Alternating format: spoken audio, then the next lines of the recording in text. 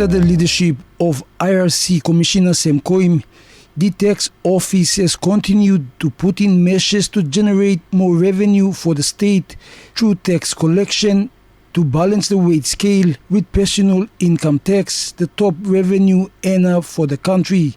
Tax evasion by companies operating in the country has turned into a norm of operations.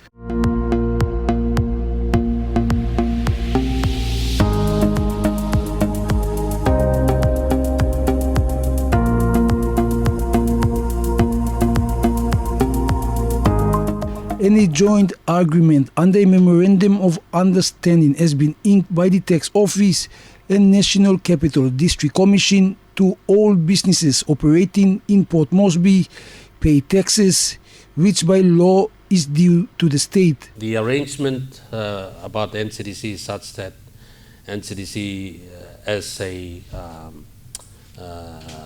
a second layer government depends entirely on the taxes that we collect within NCD.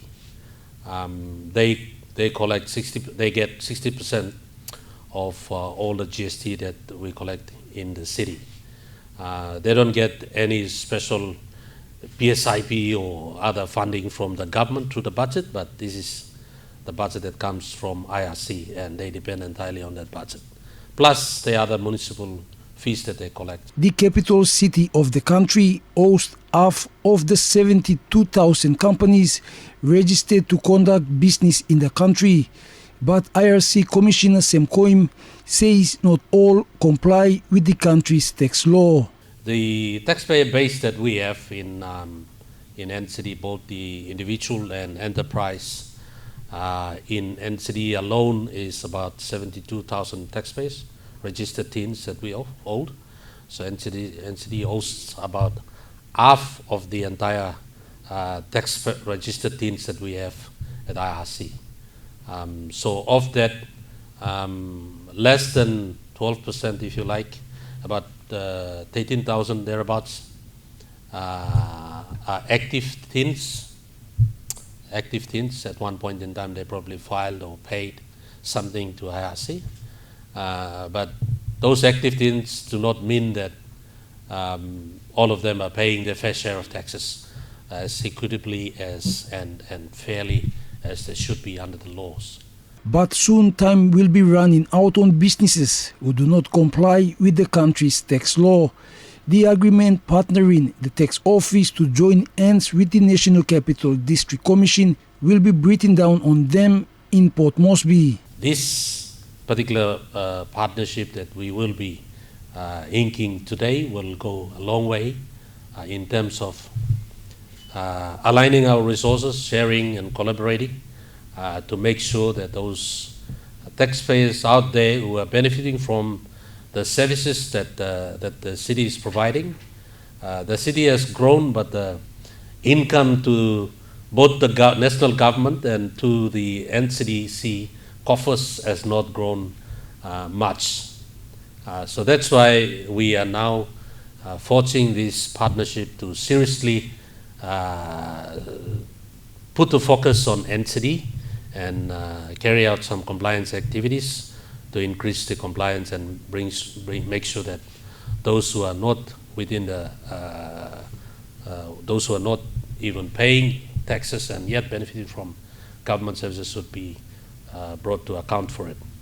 NCDC City Manager Ravu Frank says the MOU with IRC is truly overdue, but is confident the partnership will recoup millions of kina of lost revenue and improve the slice of money to the city hall to support its municipal services to close to 1 million residents in Port Moresby. We're excited with this arrangement. As you've rightly said, it will increase the slice in our cake.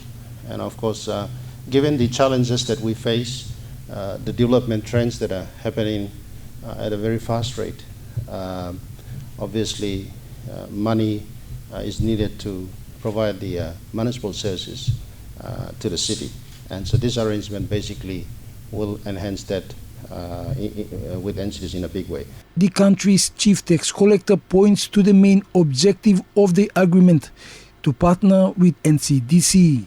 Through this partnership also NCD has given us a office space on the ground floor of this building to house at least about 150 to 200 of our staff here. So we will be committing that resource to basically focus on NCD alone.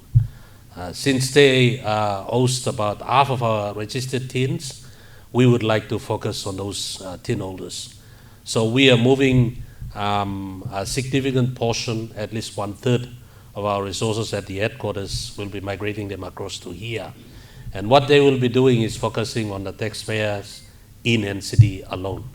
And we hope to double or even triple the size of the revenue that we collect once this materializes in a few years' time.